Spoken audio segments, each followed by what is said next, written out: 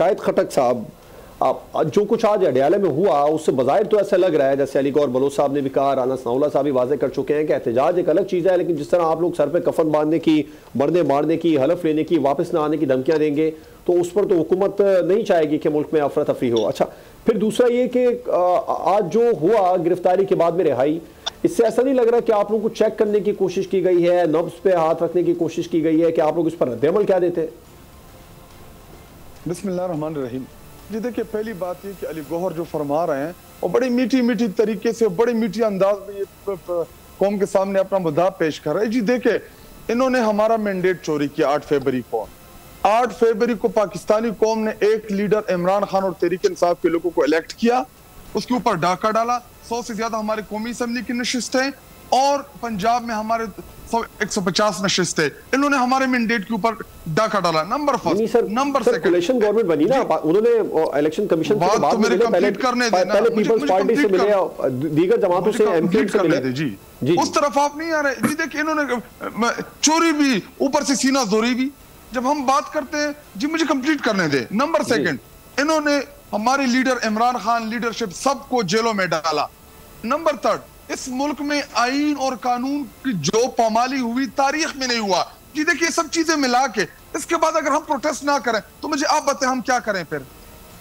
ٹھیک، اچھا پہلے تو میں آپ بالکل پروٹیسٹ آپ کا حق ہے، لیکن جس طریقے سے آپ لوگ یہ کہتے ہیں کہ سر پہ کفن باندھ دیں گے، حلف لیں گے، واپس نہیں آئیں گے، دھرنا دیں گے اور لانگ مارچ کریں گے، ان سب چیزوں کے لیے تو حکومت نہیں چاہے گی نا کہ جو اس وقت اکانومی کی صورتحال ہے، جس طریقے سے پاکستان اکانومی کو کس نے برباد کیا؟ میرے ملک پاکستان کو لوٹنے والے کون ہیں؟ یہی چہرے جن کو آپ کولیشن حکومت کا نام دے رہے ہیں۔ 4.5 سال تو پاکستان تحریک انصاف نے حکومت کی، اس میں تو مہنگائی ہوئی، پاکستان کا مہنگا ترین دور تھا۔ تو پھر ایسا کرتے ہیں کہ اس پہ پروگرام رکھ لیتے ہیں، یا اسی پروگرام میں ڈسکس کر لیتے ہیں کہ ہم معیشت کدھر چھوڑ کے گئے تھے، ہمارے دور میں کتنے قرضے لیے گئے، کتنے قرضے واپس کیے گئے، انہوں نے کتنے قرض لیے، انہوں نے کتنے واپس کیے، تو اس میں پورا ڈیبیٹ کر لیں گے۔ کیا پاکستان سر پاکستان تحریک انصاف یہ کہتی تھی کہ 30,000 ارب روپے قرضہ ان دو حکومتوں نے لیا، 45 تک تو آپ لوگ چھوڑ کے گئے، قرضہ کو کم تو نہیں ہوا۔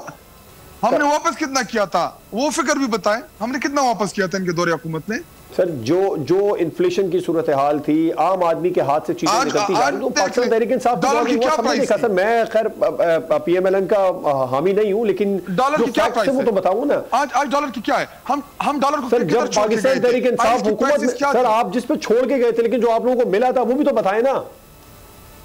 تو وہ بتائیں نا، بتائیں، اس پہ کریں ڈسکس۔ سر ریمیٹنسز کیا تھی؟ یہ کتنے ریمیٹنسز چھوڑ کے گئے تھے ہمارے، ہم جب چھوٹے چارے ریمیٹنسز کی کیا ہے؟ جی دیکھیں، یہ ان چیزوں کے پیچھے نہیں چھوپ سکتے۔ جی دیکھیں، انہوں نے ہمارا مینڈیٹ چوری کیا، انہوں نے ہمارے لیڈر کو جیل میں ڈالا ہے، ہمارے لیڈرشپ کو جیلوں میں ڈالا ہے، ہمارے کارکنان کے اوپر ظلم کیا ہے، ہمارے سپورٹرز کے اوپر کیا ہے، جعلی FIRs کیے گئے، ان کو 3 MPOs میں 7ETA میں ایسی چیزوں میں اٹھایا گیا کہ خٹک صاحب خطا کالوے کی معذرت چاہوں گا، یہی موقف جب آپ لوگ حکومت میں تھے تو اپوزیشن کا ہوا کرتا تھا، شہباز شریف صاحب نے بھی جیل کاٹی، مریم نواز صاحبہ نے بھی جیل کاٹی، میاں نواز شریف صاحب بھی جیل میں تھے۔ سر میں تو 3 بڑے نام گنوا دیے نا میں نے آپ کو، شہباز شریف صاحب 10 بتا دیں، کیا میں آپ کو 10-15 ہزار گنوا دوں؟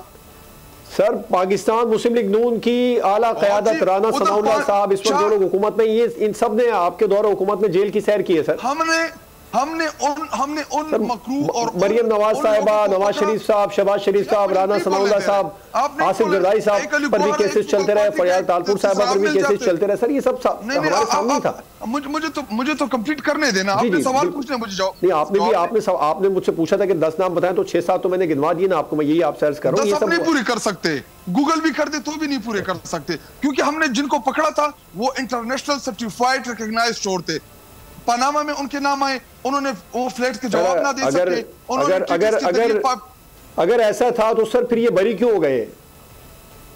تو جی انہوں نے جو نیب آرڈیننس کے ذریعے یہ رجیم چینج میں ان آنے کا مقصد کیا تھا؟ نیب آرڈیننس میں سارے قانون چینج کر کے اپنے تمام کے تمام چوریاں جو ہے۔ خٹک صاحب آرڈیننس چینج ہونے کے بعد سب سے پہلی درخواست پاکستان تحریک انصاف کی گئی تھی اسی آرڈیننس سے فائدہ اٹھانے کے حوالے سے، اور اسی آرڈیننس کے خلاف ایک جماعت نے سپریم کورٹ آف پاکستان میں اس کو چیلنج کیا تھا، اس کا نام تحریک انصاف ہے۔